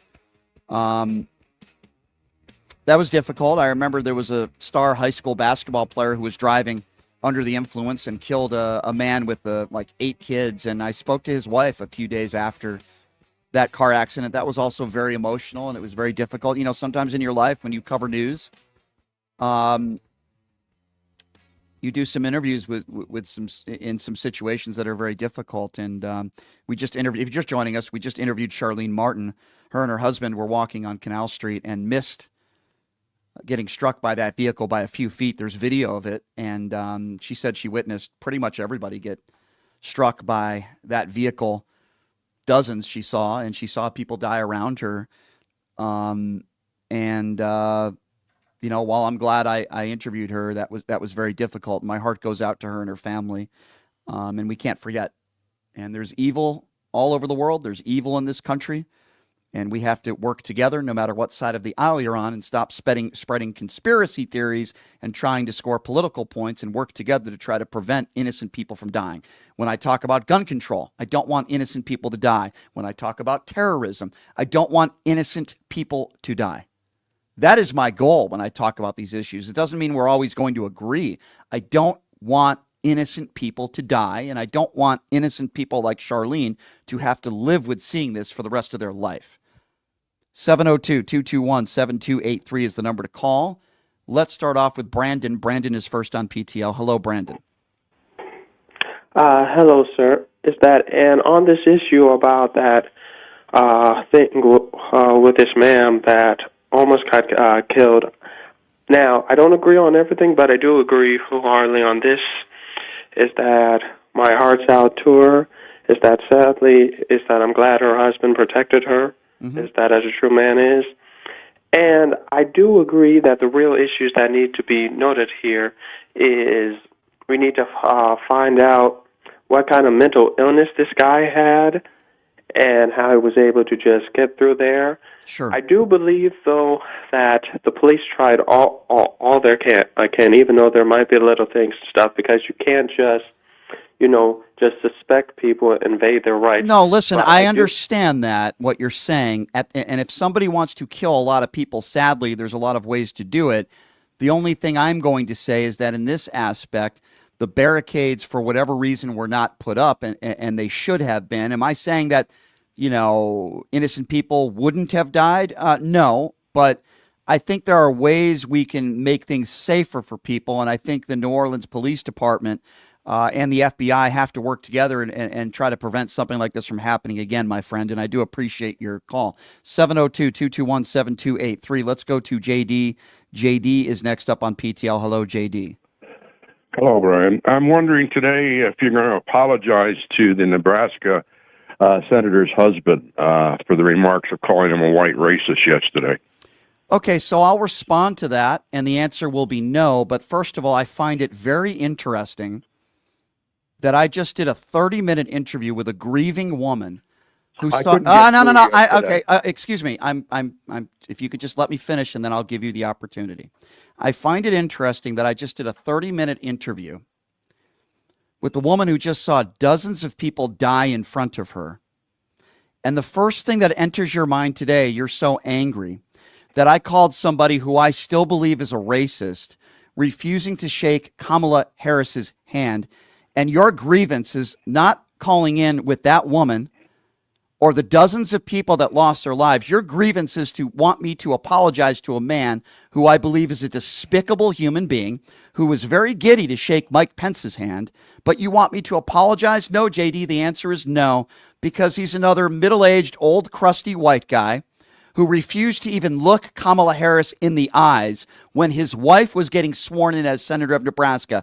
I think he's a scumbag, and I will double down on what I said earlier. I think he's a racist piece of human garbage. And quite frankly, sir, if you want me to apologize to somebody like that, then maybe you condone that sort of behavior. Do you condone it? No, I don't. I saw the video. He had a stroke a few months ago, and he had a cane in one hand and a Bible in the other hand. So the reason why he wouldn't make... Hold on a second. Hold on. No. You're making an excuse that you think the reason why not only he wouldn't make eye contact or shake her hand is because he had a stroke. I can put that to bed right away because he shook plenty of hands last night. There's video of him shaking hands with plenty of Republicans last night. So you making a pathetic excuse, because that's exactly what you're doing. I saw video last night in the chambers, and he was shaking hands with many of Republicans. So you tell me this, JD, because I'm not a doctor. Maybe you are. I don't know. So you tell me this, JD, okay? If you have a stroke, does that mean you can shake hands with people, but you just so happen to not be able to shake a hand of a black woman that happens to be a Democrat? Is that what a stroke does to you, JD? He had a cane in one hand and the Did Bible you just in the hear other what hand. Okay, so you're making an excuse because he was holding... He nodded. Oh, he nodded. Okay, so JD, I'll ask you again. He had a cane in his hand when he was shaking the hands of plenty of Republicans yesterday. Now, if you want to go with the excuse of he had a Bible in one hand and a cane in the other, and that's why he wouldn't even make eye contact with her. He shook plenty of hands earlier. There's a video of him shaking hands with plenty of some of her Republican colleagues. So you are making a pathetic excuse for somebody who I believe is another old, white, crusty Republican. So why don't you apologize? You won't admit you're wrong. I saw the video. I won't admit I'm... He nodded. Will you let me talk? He nodded. We're not talking about a nod, JD. We're talking about a handshake. And he mouthed some words to her, which were inaudible, I guess, because he probably No, said, wasn't inaudible. I'll tell you exactly what he said because, again, you don't know what you're talking about. If you hear the audio, which clearly you didn't because you only watched Newsmax and OAN and Fox Noise, and I think you actually probably share a lot of beliefs of this guy, by the way, to be frank. I think you and him are very similar in a lot of ways. With that being said, JD, I heard all the audio, and he didn't even want to get close to her. And Kamala Harris said, "You can get closer to me, I won't bite." Because it was an awkward moment because he didn't even want to stand next to her and he wouldn't even make eye contact with her, if you notice that. And then in the seconds after, Kamala Harris shrugs her shoulders. She says, okay, and kind of makes it sound like or reacts the way we all normal people reacted, which was he snubbed her. But he was very giddy, shaking the hand of Mike Pence. It also is interesting that you're making excuses for him that he had a stroke, but yet he's still a professor at a college university. So he's still able to teach a college course. He's still able to have his mind and brain and body work to be able to walk around and shake everybody else's hand that's a white Republican. But when it comes to a black woman that's a VP and a Democrat, oh, well, he was holding his cane. Oh, well, he had a stroke. JD, all you're doing is making excuses for somebody that I think is a grand wizard. That's what you're doing. I think all you're doing is extrapolating something to make a point that he was a racist when he was shaking hands with other people. Yeah, Republicans, white Republicans. He didn't have the Bible in one hand and the cane in the other. So why didn't he look at her? So why didn't he look at her then? Because he was right at her. Oh, he looked right at her. JD, I'm not gonna have a debate with you when you don't know what you're talking about. Go back and watch. Go back and watch the video. He gave her as much attention as any woman has given you in your entire frickin' life. He gave her a tenth of a second look, then he looked down the whole time. You frickin' idiot. You make excuses for racist morons. That's what you do. It's why you support Donald Trump.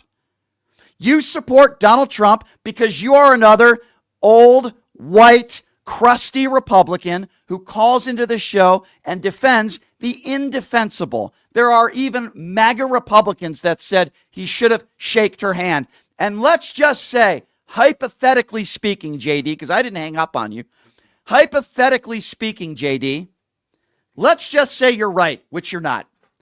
Then why wouldn't his wife put out a statement?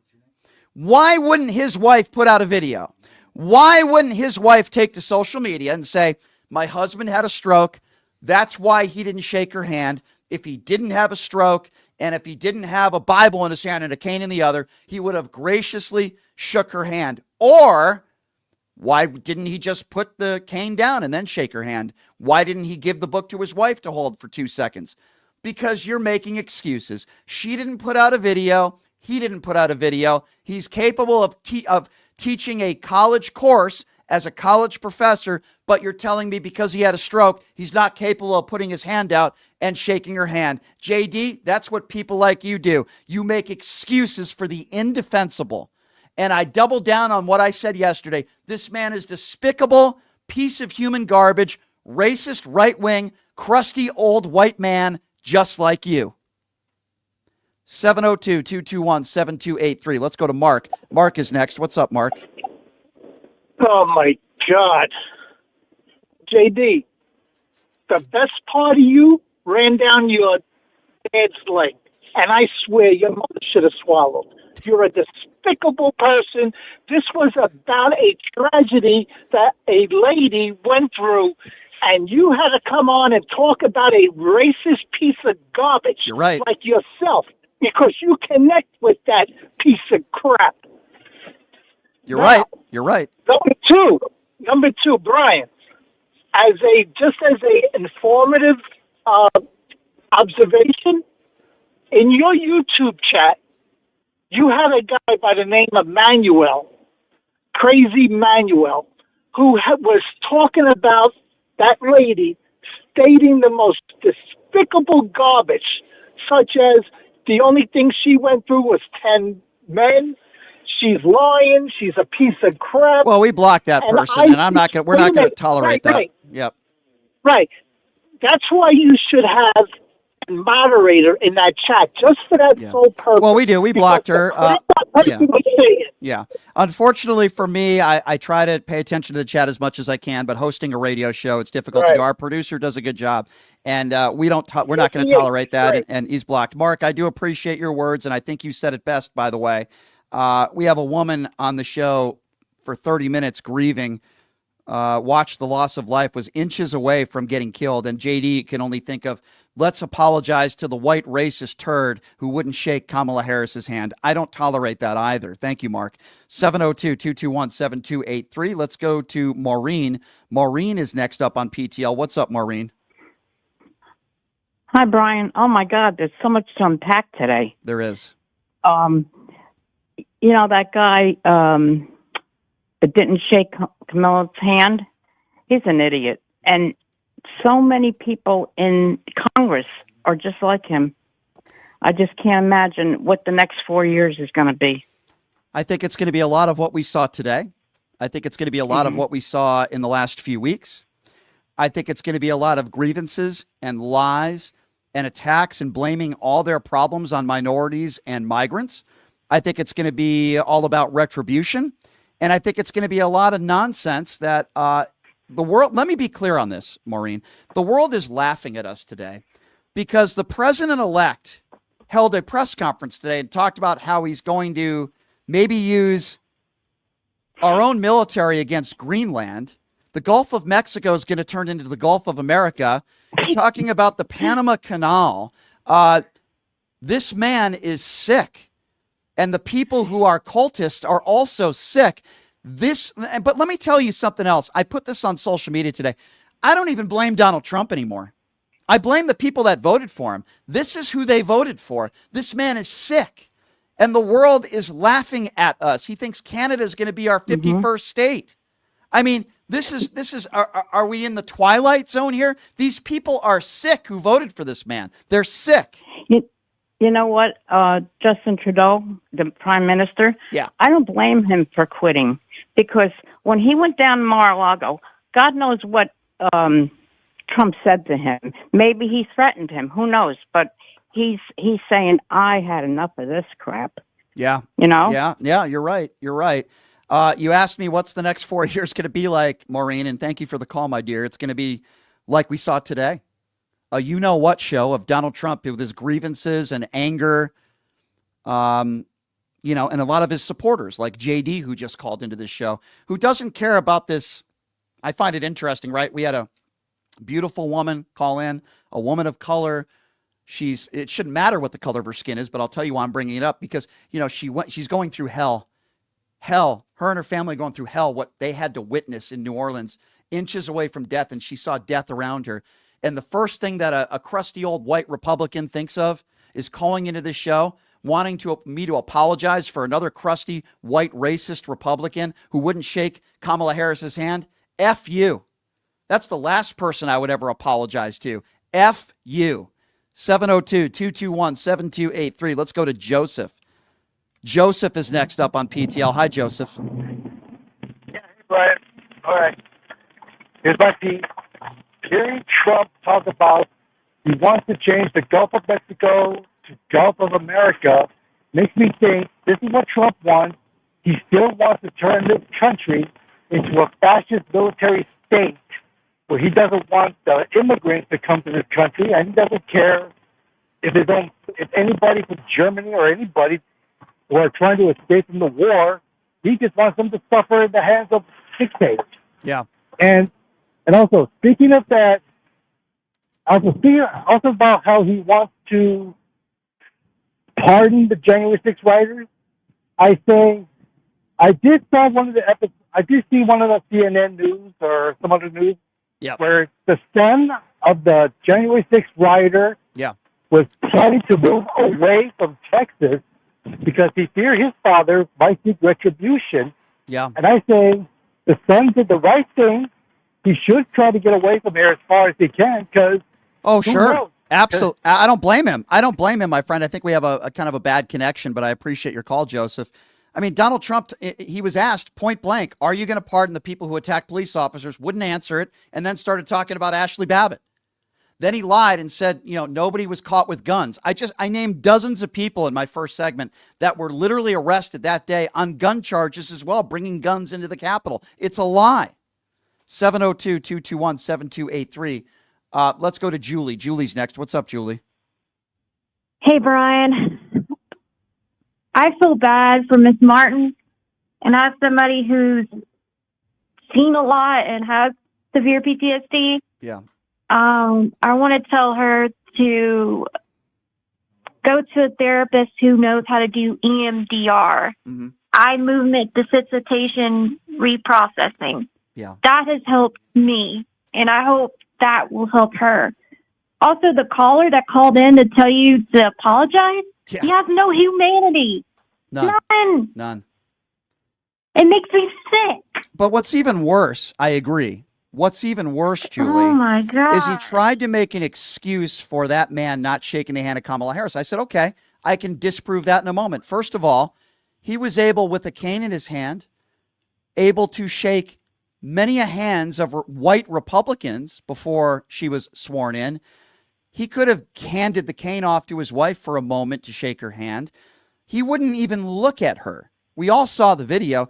He didn't even want to get close to her, and Kamala had to say on a hot mic, you can come over here, I won't bite, because she saw with his body language he did not want to go anywhere near her or even look at her or acknowledge her. But yet this guy has the gall to call into this show and say, oh, well, he had a Bible in one hand and a cane in the other, and he had a stroke. To use a stroke, let me make a comparison that I think most of you will understand, except for maybe the MAGA morons. JD calling into this show, using a stroke as an excuse for this racist bigot not shaking Kamala Harris's hand, is the same excuse that Donald Trump made when he said he had bone spurs and he dodged the military multiple times. The two are exactly the same. Julie, are you still there? You're cutting in and out. Okay, sorry about that, Julie. I appreciate you calling in. That was the analogy that I made. Well, he had a stroke. That's why he couldn't shake her hand. Okay, but this guy can still teach a college course as a professor, and he can shake 100 white Republican hands. But I'm sure it's just a coincidence that the one hand he wouldn't shake was a black woman who happens to be a Democrat. I'm sure that's just a coincidence. I'm sure if that was Mike Pence up there, he wouldn't have shaken Mike Pence's hand or Donald Trump's hand, and he would have said, well, I had a stroke. Yeah, give me a freaking break. 702-221-7283. Let's go to Paul. Paul is next up on PTL. Hey, Paul, what's going on, man? You know, I woke up this morning and I heard about the Gulf of America, Greenland, and it made me think of electric sharks that have windmills cause cancer. You know what this is, Brian? We have a country full of idiots. That's what they are. MAGA Herb is an idiot. JD is an idiot. They're just stupid people that I don't know if maybe their mom didn't give them their snacks when they played soccer. Maybe they breastfed them too long. Maybe their dad didn't play catch with them. But they are the most insecure little snowflakes. And all they want is, look, Brian, they voted for this just idiot. He's an absolute ass clown. You had Kamala Harris, even if you disagree with her, she's the most qualified person in the history of the presidency. She's an attorney.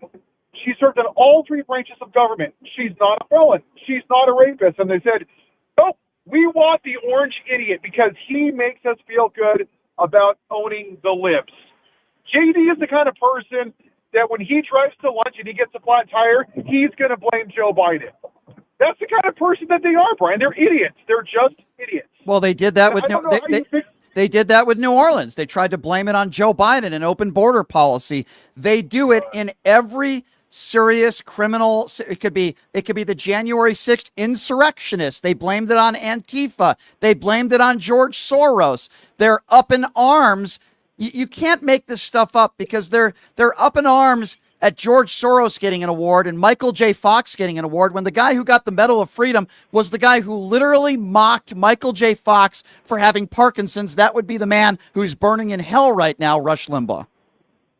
Look, Brian, that's what Mark Zuckerberg is doing, right? He's hiring Dana White on his board of directors, a guy who slaps his wife. He wants to let people lie all over Facebook. They want to take out the Department of Education. They are making Americans more stupid because they know that they're easily manipulated. That's what they are, right? You throw out something like CRT. Hey, tell me, JD, give me the names of 10 schools in the country that teach CRT. Herb, same question. You can't because you're idiots. You're right. But because somebody said it, oh, it's scary.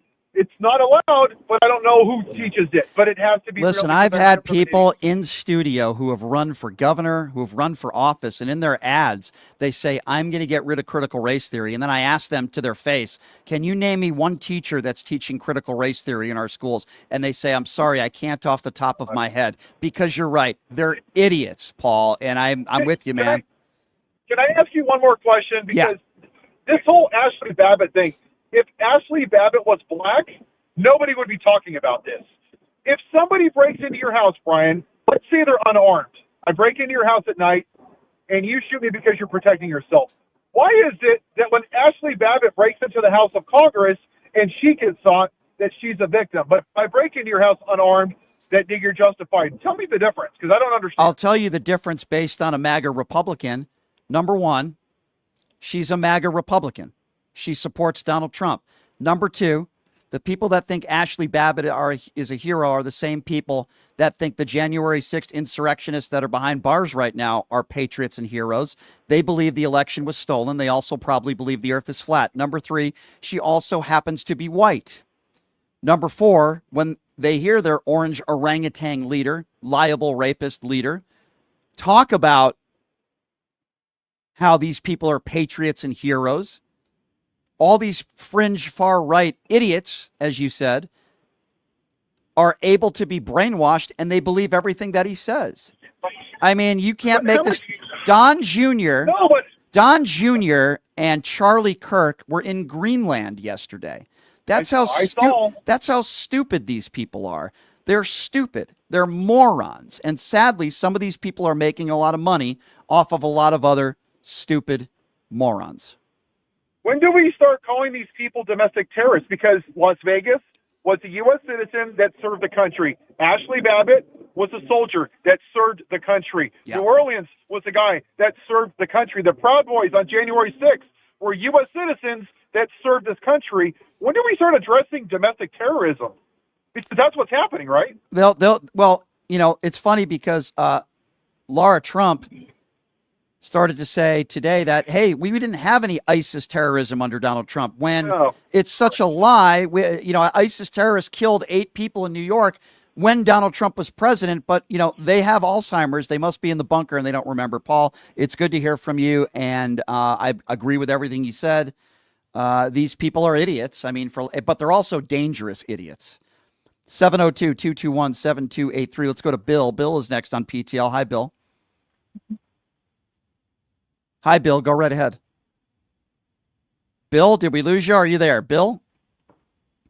Earth to Bill. Earth to William. I think. Is it me? Yes, sir. Go right ahead. Bill? Am I talking to? Yes. Yes, sir. You Pushing the limits? Yes, sir. Go right ahead. Okay, I'd like to change the subject a little bit and talk about the Jack Smith report. I don't know if I'm getting the idea that it's been blocked by Judge Cannon. Is there anything that would keep Jack Smith from publishing a book on this report? No. There is nothing that could stop him in as far as I know. There's nothing that could stop him from doing that. Is he going to do that, though? I don't know. But Okay. There is nothing that can stop him from doing that, to answer your question.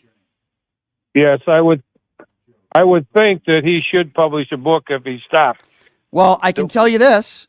In closing, I can tell you this. There's a reason why Donald Trump does not want this report to go public. It's a reason why he's attacking Jack Smith. And there's a reason why Cannon is blocking it, because she wears the Donald Trump knee pads 24/7. We know that. It's because it's very damning. But it's going to tell us what we already knew, just like Matt Gaetz. It's going to tell us what we already knew. In regards to Trump, it was dereliction of duty. He sat there on his fat ass in the Oval Office for 4 hours and didn't do anything. We all know that he was enjoying what he saw. We all know that he didn't care about the carnage and the people that lost their life. And it would show proof that he probably saw something like this coming and he did nothing about it. There's a reason why Donald Trump does not want this to go public. 702-221-7283 is the number to call. Let's go to the MAGA destroyer. Let's go to Darlene. Darlene is next up on PTL. Hi, Darlene. Are you there? Hey, Brian. Hey. Okay, first of all, I want to tell Charlene, my heart goes out to you.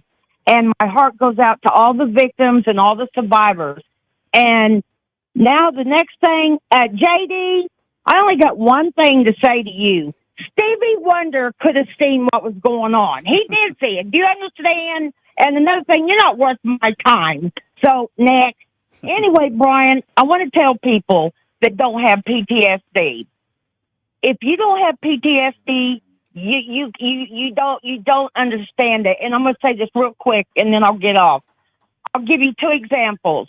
First of all, I was 10 years old when my friends played a joke on me, and they acted like they were breaking into my house.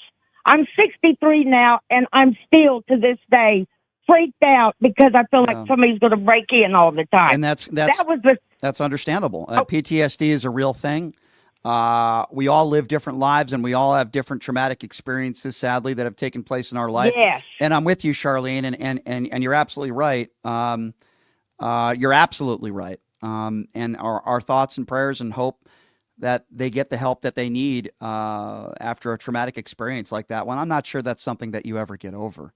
So I'm with you, my dear, and I appreciate your call as always. 702-221-7283. Let's go to Shelley. Shelley's next on PTL. Hi, Shelley. Hey, Brian. I was watching that interview with Mrs. Martin, and I was crying. Because you know why? I have humanity. I have respect for that woman, and my heart goes out to her. But JD or any of the other morons that voted for Donald Trump, they don't care that the horrible things they were saying about her in the chat. I'm so glad you took it down. Well, listen, there's always going to be a small percentage of people that are really bad people, as I call them, trolls. Now, me personally, I don't pay attention to it. In fact, if I hear about it, I laugh about it because they don't deserve 5 seconds of my time. However, my producer does try to weed out as best he can certain comments, and I certainly support that 100%. Let me ask you, what type of human being would listen to a grieving woman for 30 minutes talk about how she saw death around her and a terrorist attack around her and the struggles that she is going through? What type of human being calls into a show after that interview and is so upset that I called somebody a racist, which they are, for not shaking Kamala Harris's hand? What type of normal human being would react like that? And that's what they're upset about. They're not upset that this poor woman saw dozens of people die around her and get struck by a vehicle. Oh, you called this white MAGA racist, who's my brother, because let's be honest, they're two of the same. I want you to apologize to him. I mean, it's like, what type of human being responds like that after an interview? It's crazy to me. Crazy. I don't know. Somebody just follows the MAGA. Yeah. MAGA. And they don't care about anybody. Yeah. And one more thing. I watched that stupid press conference. Yeah. You're talking about New Orleans, right? Yeah. With Donald Trump. Oh, the Donald Trump this morning. Yeah, that was pretty crazy, even by Donald Trump standards. But I guess not surprising, right? Oh God! But the only person that got killed on January 6th that he can let run across his lips is Ashley Babbitt. It's incredible. And by the way, the question wasn't even, you're right, and the question wasn't even about Ashley Babbitt. The question was by the reporter, which was a very valid question. Sometimes they do ask good questions, which was, Mr. President-elect, are you planning on pardoning those who attacked police officers? Because as you know, over 140 officers were injured that day. He doesn't even come close to answering the question. Instead, he talks about Ashley Babbitt, which had nothing to do with the question that was asked. And in that same press conference, he cried about his legal cases. He attacked Jack Smith because he already knows his attorneys have read the report. And he continued to share his own grievances. As you know, didn't mention New Orleans once. Didn't talk about the grieving families. While Joe Biden went to prayer services for those who have lost their life, Donald Trump is still grieving about his own problems. Attacking Jack Smith. All of a sudden, he can't end the war in Ukraine in 24 hours. Now, all of a sudden, it's moving the goalpost to 6 months. All of a sudden, he doesn't think he's going to lower inflation now. It was just ridiculous. It was ridiculous. And in talking about Jimmy Carter, he criticized Jimmy Carter. A day that Jimmy Carter is laid to rest, Donald Trump talked about the policies of Jimmy Carter that he didn't like, including the Panama Canal. The day that Jimmy Carter is laid to rest, Donald Trump decided to talk about Jimmy Carter policies that he didn't like, because this is the type of person that Donald Trump is, and this is the person that some of you morons, and now I'm going to use the term morons, decided to vote for. 702-221-7283. Let's go to John. John is next up on PTL. Hey, John, what's going on, man? John, what's up, man? How you doing? Hey, what's up? I love you. I love your show. Thank you for being there. Thank you for taking my call. Sure. You're much appreciated. You do a great job. And I'm a little nervous, so I hope you can bear with me on this call. But I just want to talk about how there's one problem in this country that needs to be addressed: straight white male privilege. Mm-hmm. It is a disease as far as I'm concerned. And all you have to do is look at Donald Trump. I mean, any black person running for president, if they had been convicted of the crimes he'd been convicted of, they would not only have been forced out of the race, they would be in a jail cell right now. Yeah. But here's Trump able to go out in public, do as he pleases, and make all the threats he wants to. I mean, straight white male privilege is playing out right in front of our eyes. I agree with you. But the problem is that there's too many white people in this country that do not believe they have privilege. Don Jr. and Eric Don Jr. and Eric Trump, as I like to call them, Uday and Kusei, are perfect examples of white privilege. And sadly, we have a lot of people like that are going to be working in Donald Trump's administration, one of the whitest administrations in the history of this country. It is scary. If people can't at least admit the fact that if you are white in this country, you do have privileges that a lot of others do not have. If you're not By the way, yeah. Just one thing before I get off the air. For the record, I'm a straight white male, and I recognize my privilege. And it's a disease that harms those who don't benefit from it. And you know what they would call you? When I say they, I mean right-wing bigoted racists. They would call you woke. And you know what my response would be to that? That means that this gentleman is aware of his surroundings. It means he's awake. That's what woke means. You are aware and awake. You are aware of your surroundings. So if these SOBs want to call me woke for understanding that systemic racism does exist, and like you said, sir, for understanding that there is white privilege in this country, then they can go ahead and they can call us woke, and I will call them racist bigots. I'd rather be woke than a racist bigot like that SOB that refused to shake Kamala Harris's hand last night. It wasn't a stroke. It wasn't because he was holding a cane. It was because he is a Klansman. That's why. 702-221-7283. Let's go to Joe. Joe is next on PTL. What's up, Joe? Hi, Brian. This is I was just wondering why these people don't understand that this guy's a mob boss. He tells the people on a regular basis. His name even he's portraying that as Don. Don is a mafia king. That's all he is. Yeah. These people just don't get it. Well, they're not capable. They're not retarded. They're not capable of getting it. There are a percentage of people that voted for Donald Trump in this country, not you, not me, but a percentage of those people that don't care. They don't care what he says, and they don't care what he does. They are completely brainwashed, and he is a wannabe mob boss dictator. We know that for sure. Today, he said he understood why Vladimir Putin invaded Ukraine.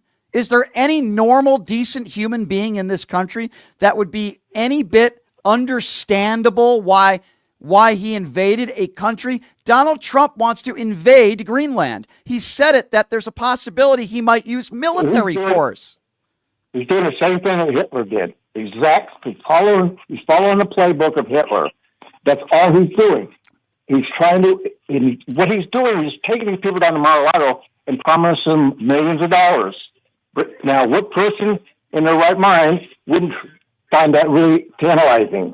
You know, I don't disagree. That's what he's doing. I don't disagree. In that aspect, I don't disagree with you. I do think Donald Trump is a wannabe evil dictator. I do agree with you there. I don't like bringing up Adolf Hitler, but I will say this. I understand why some people do. And if you just listen to the verbiage and the things he says on a regular basis and the things he said this morning at Mar-a-Lago, they are crazy. They are crazy. 702-221-7283. Let's go to Jane. Jane is next on PTL. What's up, Jane? Hi, Brian. I'm talking because I'm 76. Gotcha.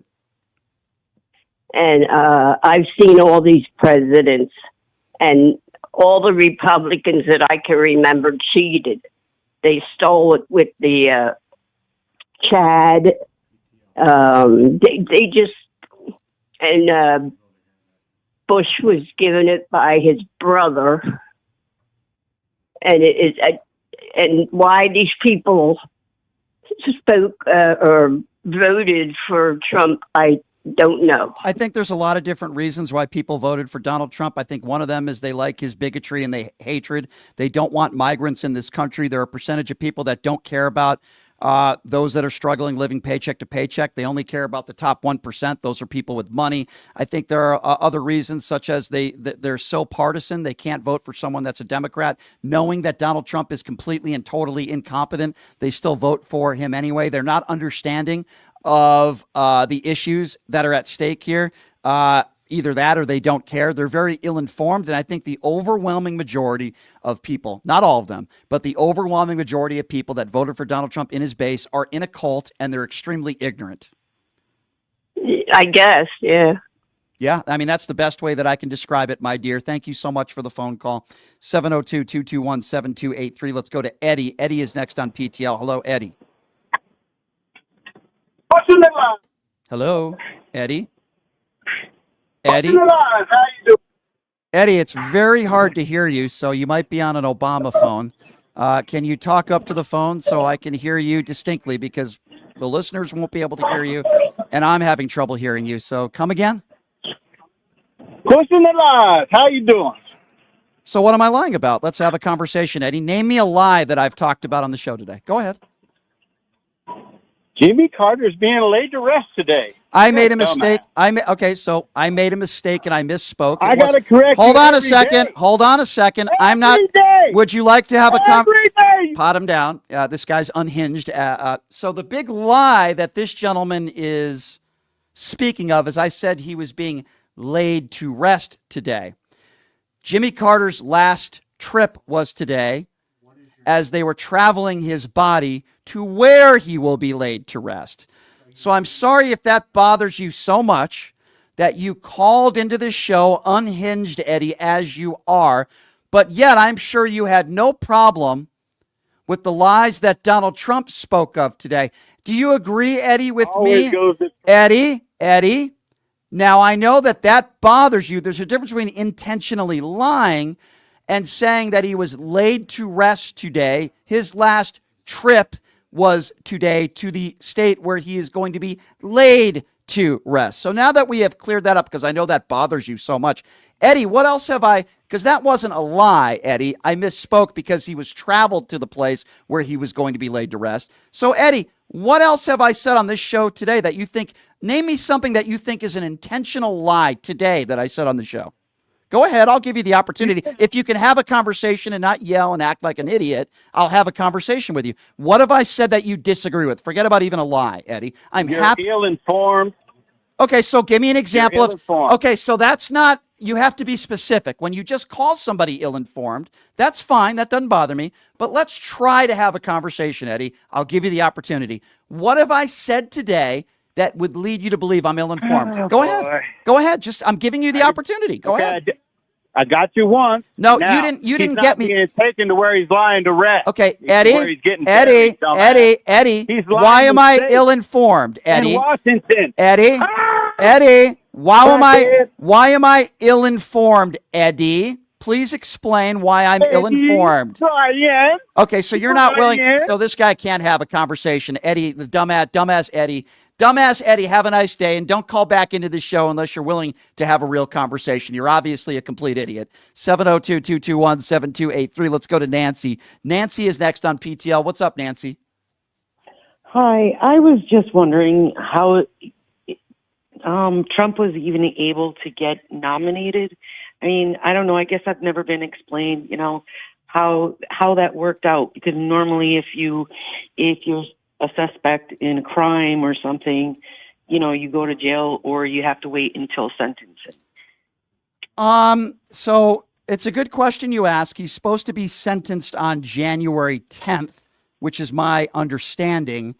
But because he's the president-elect, he will not have to face any real consequences for the sentencing. Yeah, that is what my I don't understand. Right. That's what I don't understand. I mean, he shouldn't have ever had that chance to be nominated or, Okay, that's all I wanted to know. Yeah.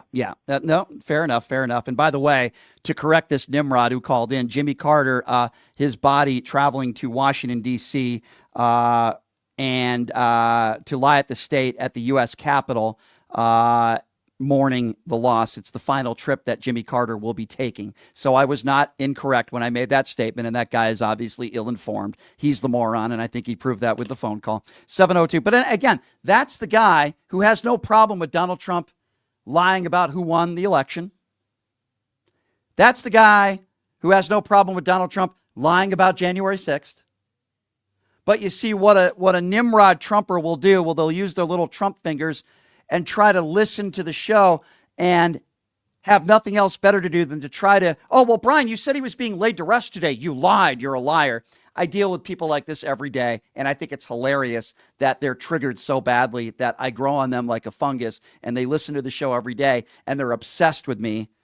but they can't make an argument and they can't have any type of conversation. 702-221-7283. Let's go to Robin. Robin is next up on PTL. What's up, Robin? Robin, you got to lower your radio if you can. Go ahead, Robin. But they can't make an argument. Robin, are you there? Yeah. Okay, go ahead, Robin. Okay. Hi. I guess I must be behind on. I just have one thing to say. It's a perfect example of white privilege. Mm-hmm. I had a counterfeit $20 bill that I didn't know I had. I handed it to the guy in 7-Eleven, and he said, "Oh, I'm sorry, this is counterfeit. Here." And he gave it back to me. George Floyd died for the same thing. Yeah. Yeah. That's true. So, that's all I have to say. People who think that white privilege doesn't exist are idiots. Agree. Because it does. Agree. If Daniel Penny was black and the guy he put in a strong arm hold was white, it would have certainly gone down a different way. Yes, it would have. If George Floyd was white, I believe he would still be alive today. Yes, that's my personal opinion. I agree with you. Thank you for the call. 702-221-7283. Let's go to Jack. Jack is next up on PTL. Hey, Jack, what's going on? Hey, Brian. In MAGA world, Eddie just checkmated you, my friend. Unbelievable. Eddie, put the meth pipe down, all right? I mean, have a conversation. You can't even have two words go back and forth. No. It's amazing. You can't.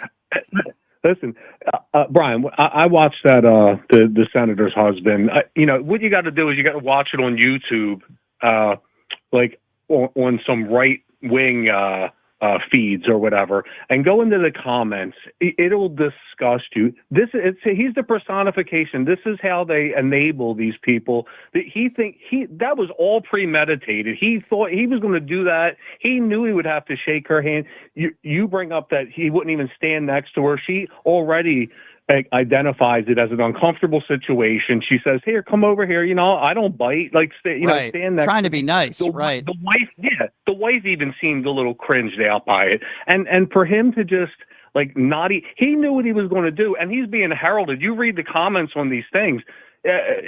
He's like their hero. It's like, and again, these people feel enabled to do this. I just feel like the guy shouldn't even have went. If that's what he's going to do, don't even, like you said, a disgusting, white, crusty racist. And this is what happens when they're in mixed company. And he wants to make a stand and show that this is what he's. Is there any human being out there that is that dumb enough to think that if that was J.D. Vance, he would have acted the same way?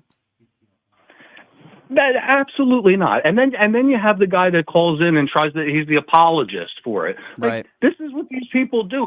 And it's all because it's caught on tape. Otherwise, it wouldn't even have been, you know what I mean? Then it just becomes he say, she say. Right. The minute these people get on tape. So it's so easy to dissect these idiots. First of all, the guy shook a bunch of hands yesterday. There's video of it. He had no problem shaking hands of other crusty white Republicans. That's number one.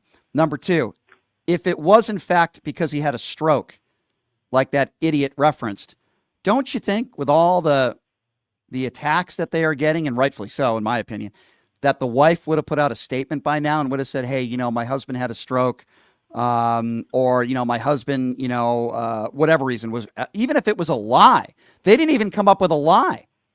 They haven't said anything because it was intentional. That's why it was intentional. Right. It would be the first thing that she would want to do is come out and say, no, I know it might have looked this way, but, my husband, and before anybody gets embarrassed by making fun of my husband, I want you to know that he has a medical condition. None of that happened. And then you get the guy calling in trying to make you feel bad for that. Right. Yeah. It's a joke. These are they have to make themselves the victim in every situation, right? Yeah. Let me tell you, this is for JD now. That guy who refused to shake Kamala Harris' hand can go to hell. And I hope the day that he is no longer on this earth, that he is in the same place that Rush Limbaugh is in. So what do you think of that apology, JD? That's my apology. Amen. Yeah. Amen. Yeah, there you go. Jack, thanks for the call, my friend. I appreciate it. I hope that was a good enough apology for JD. 702-221-7283. Let's go to Lori. Lori's next on PTL. What's up, Lori? Hello, how are you? Hey, good. What's on your mind? I just recently found your show a couple of weeks ago, and I just wanted to tell you thank you so much for what you do, giving us a platform. Oh, well, thank you, Lori. Where are you calling from? I'm calling from Maryland. Maryland. Well, thank you. Right outside D.C., right outside the White House. Is that Larry Hogan country, if I'm not mistaken, or am I thinking of somebody else? I think. Yes. Yeah, okay. Yes. All right. Yes. Okay. But he's no longer, we voted him out. He's gone. Yeah, I know. Yeah. So I heard. So what's on your mind, Lori? I wanted to make a statement. I wanted to call in to let your listeners know that they need to watch the movie The Apprentice, and it will give them a lot more insight into why Donald Trump is the way he is, why he lies the way he lies, because his mentor taught him to do everything that he does. So please, everyone, watch that movie. It's very insightful. It will help you understand why he lies the way he lies and creates his own reality. And unfortunately, and thank you, by the way, for finding the show and calling in, Lori. Please call back anytime. Unfortunately, what we are seeing with Donald Trump is not a reality TV show. It's not a movie. It's real life, and that is why he is dangerous. And he's talking about invading Greenland, taking over the Panama Canal, calling Canada the 51st state. This is not a serious man. This is a mentally ill, deranged man. The problem is there's way too many yes men and yes women around him that will not tell him that he shouldn't be saying or doing these things. And that's why I think this administration and this 4 years is going to be far more dangerous than the first 4 he had. 702-221-7283. Jeff is next. Hey, Jeff, what's going on, man? Hey, what's happening, Brian? Listen, the PTL Patriots are on fire in 2025. Darlene calling yesterday and emphatically resisting Trump ever grabbing her see you next Tuesday. Mark the medic calling in, spitting facts about chat trolls who should have been swallowed rather than conceived. No liberal tears, just breathing fire. Now, JD, that old coot cracker caller, he is the perfect example of what has happened to us as a nation. Yeah. Clueless, a gaslighter. He is seldom wrong, but he's never right. No empathy, zero situational awareness, unable to articulate anything, and so angry about his manufactured grievances. Like Trump and MAGA, caller JD is not just a snowflake. Yeah. His pen is tiny and shriveled. I won't comment that far, but I hear where you're going with that. He could take an apology or my apology and shove it up his MAGA ass. Let's go to Bo. Bo is next. What's up, Bo? Bo, go right ahead. Yes. Yes, sir. Go right ahead. Hey, good to talk to you. It's the first time listening to this show. I just wanted to say, definitely the love of Trump is a cult, as well as I would say the love of the Democrat Party is a cult. I think you guys are equally, the same stature. Can I ask you about that, sir, if I may? His attitude and his personality are definitely horrible. Yeah. No, I hear you, Bo. He was a great president the first time around. Okay. Well, sorry? I disagree with that, but if I may ask you, because you said that you think the Democrats are a cult as well. Are the Democrats selling trading cards, and are they selling the Bible, and are they selling pieces of a suit when he had to turn himself in? Do you see malarkey signs on the back of pickup trucks? You said it was a cult, and I'm just asking you. I mean, are they doing exactly what Donald Trump is doing? I mean, you said that's what I'm speaking to. Those things that he does to me is disgusting because I'm a Christian.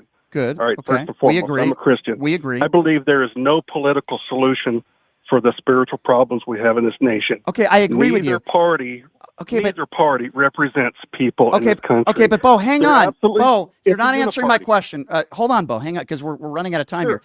And I wish we had more time because I would like to have a longer conversation with you. But you just compared. Give me an example of the Democrats being a cult. Any of the things that I mentioned that the Republicans have done with Donald Trump and the memorabilia that he sells, the shoes, the Trump condoms, and all that other crap. Can you give me an example? Give me an example of the because you compared them to the Democrats. Give me an example if you can, sir. Yeah, take a look at Hollywood. Look at all the degeneracy that Hollywood pushes. What does that have to do with Democrats or Republicans? Give me an example of a cult. It's a business because they make money off of it. So they because push it, what they indoctrinate children. Okay, so give me an example of it. Pop culture, give me an example of it. Make money from it. You're not being specific. No, you're not. You just said a blatant statement that Hollywood and they indoctrinate children. Who's indoctrinating children? Give me an example of an elected official that's indoctrinating kids. I didn't say an elected official specifically. Okay, give me an example. Which is run by Democrats. Okay, so first of all, there are plenty of actors in Hollywood that are also Republicans. Give me an example. Absolutely, but they're a minority. Okay, they're a minority. Okay, so actors and actresses can't make money. What does that have to do with anything? They can, but when you push all this transgender stuff, who's pushing transgender stuff? Who's telling people they Hollywood, have to be? Give me an example. Give me an example of them saying you have to be transgender. Give me one example of one person that's ever said you have to be transgender, because that would be pushing it. Not saying it's okay, because that's not pushing it. Give me one Hollywood actor or actress that has said you must be transgender. Go. They celebrate this. No. You keep saying they. Give me one example of one actor or actress in Hollywood that is pushing it and saying you must be transgender, forcing someone to be a transgender. Name me one. Go. Okay. There's a saying. No. I don't want a saying. I'll ask it again. Give me one example of one person in Hollywood that is pushing somebody to be transgender. Go. Jesus Christ. You're an idiot. Have a nice day. Jesus Christ isn't in Hollywood, you dumbass. All right, thanks for joining us, everybody, on the show. I appreciate it. I always give these people an opportunity, but they never can come at me with facts to back up their stupidity. Thanks for joining us, everybody. We'll see you tomorrow. JoJo from Jers, Joanna Carducci, is going to be joining us on the show tomorrow. Bo, you're welcome to call back, and I would love to embarrass you again. Have a nice day, everybody. We'll see you tomorrow. Check out my website, pushingthelimits.live. We'll see you tomorrow. Hey, everybody, are you struggling to find a pizza place that reminds you of Brooklyn? That true blue New York style pie? Well, worry no more. Stallone